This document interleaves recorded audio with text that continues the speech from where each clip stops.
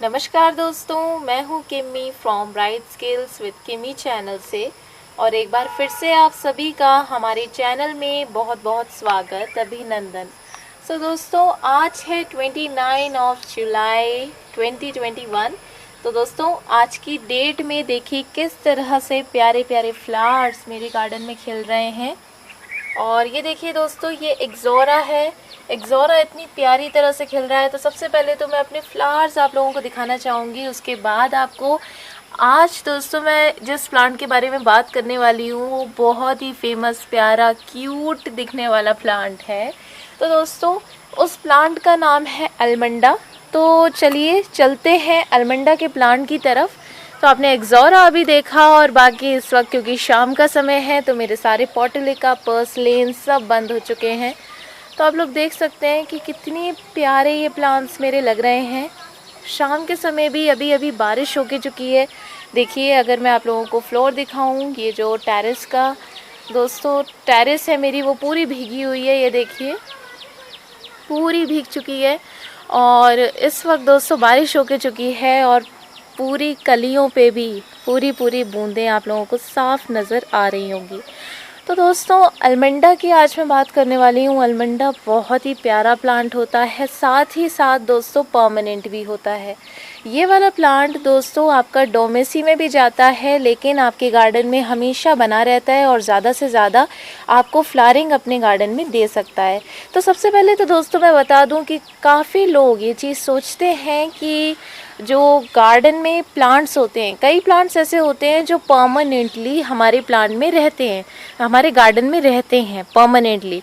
लेकिन दोस्तों, सारे प्लांट्स ऐसे नहीं होते। हर प्लांट का अपना डोमेसी का समय होता है। हर प्लांट फ्लावरिंग परमानेंट नहीं कर सकता। तो आप जानते हैं कि सर्दियों का प्लांट गुलदाउदी जिसे हम कहते हैं, परमानेंटली हमारे गार्डन में रहता है, लेकिन दोस्तों परमानेंटली फ्लावरिंग नहीं करता। तो हर प्लांट की अपनी अपनी ये बात होती है कि वो 1-2 महीने अपनी फ्लावरिंग को रोकता है और अपनी दोस्तों डोमेसी पीरियड में जाता ज़रूर है। हमारा अलमंडा भी ऐसा ही प्लांट है दोस्तों। हमारा अलमंडा प्लांट ऐसा प्लांट होता है जो कि हमें साल में करीबन दोस्तों ये 9 से 10 महीने तक हमें फ्लावरिंग दे सकता है, और कभी कभी दोस्तों 9 मंथ्स तक, क्योंकि ये जो प्लांट है इसका डोमेसी का जो टाइम है वो विंटर्स में होता है।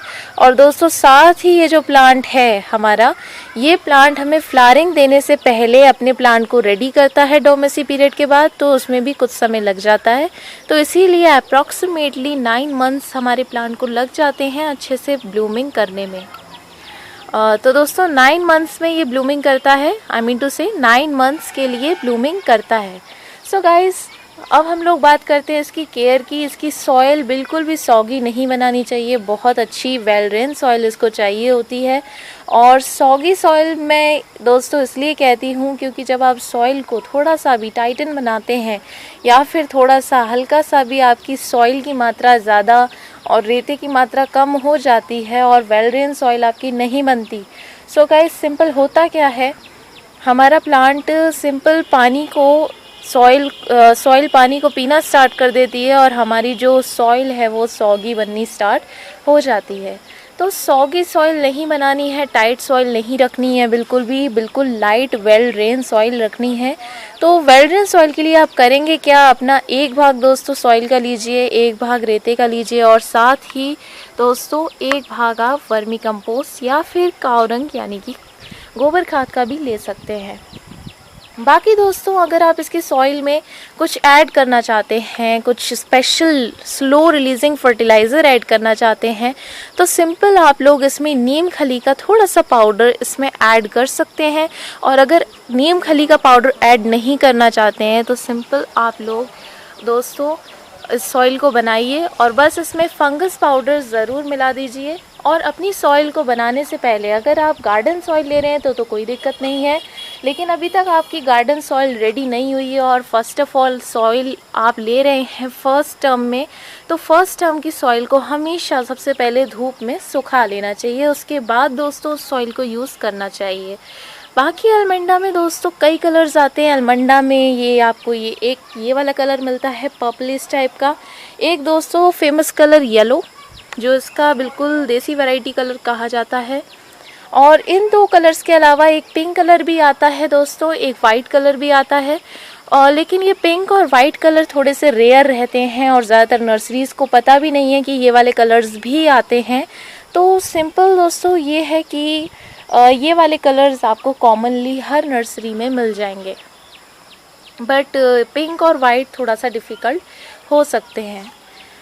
नेक्स्टली गाइस, ये वाला जो कलर है, ये वाला कलर आप देख सकते हैं, ये देखिए बीच में मरून लिया हुआ है और साइडों में पर्पलिश इसके अंदर है।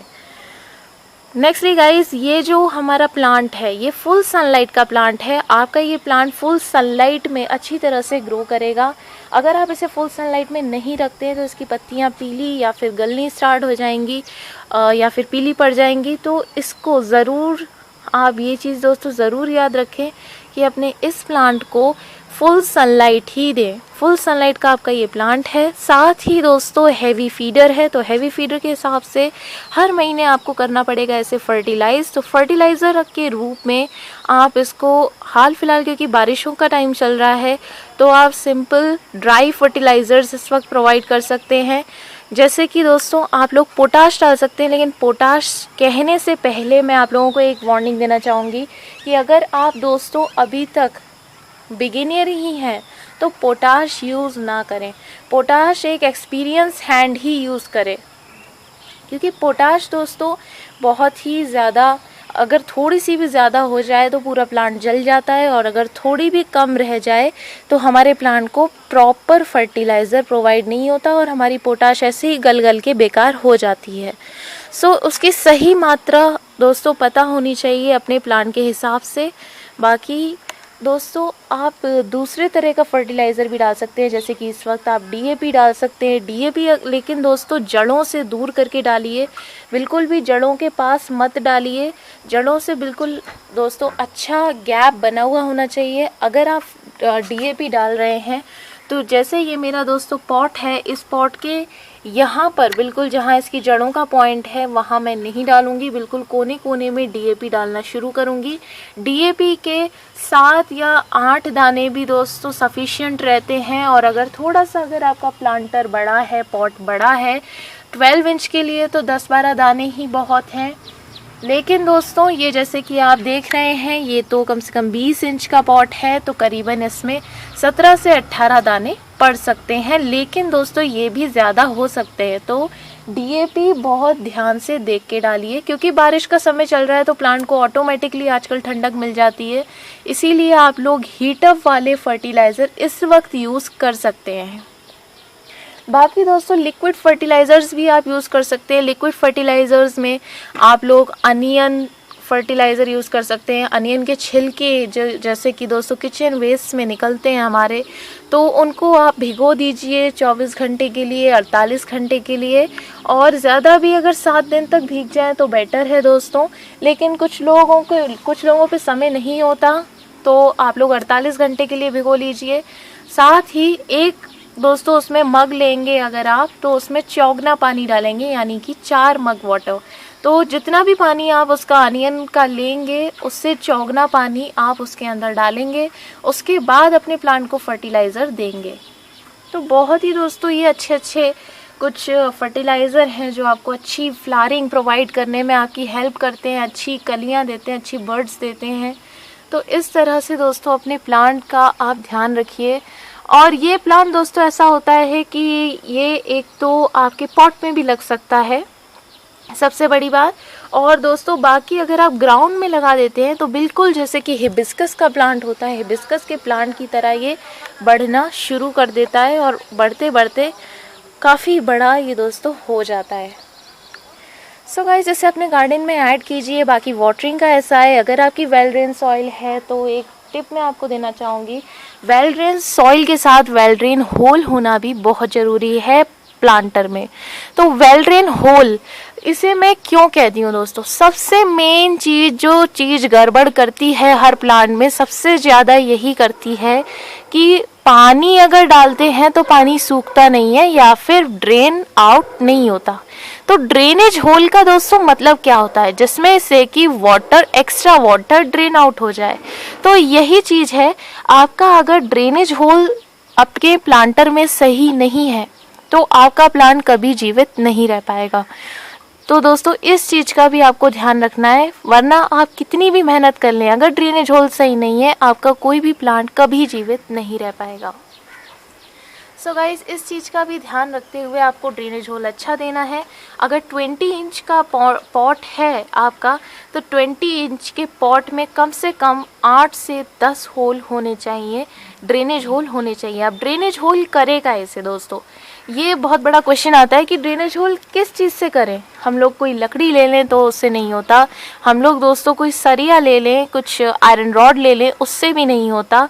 तो हम करें क्या, या तो दोस्तों आप आयरन रॉड को गर्म करके उससे होल कर लीजिए, या फिर मार्केट में 150 से 300 रुपये तक की दोस्तों एक आप जानते होंगे आयरन की वो आती है दोस्तों, जो सोल्टन आयरन जिसे हम कहते हैं, सोल्टन आयरन। तो सोल्टन आयरन रॉड आप लोग ला सकते हैं, वो एकदम प्लग में लगाते ही गर्म हो जाती है और गर्म होते ही अच्छे होल्स आपके प्लांटर में प्रोवाइड करती है। तो ये टिप्स भी मैं आपको देती रहती हूँ कि मैं क्या करती हूँ दोस्तों।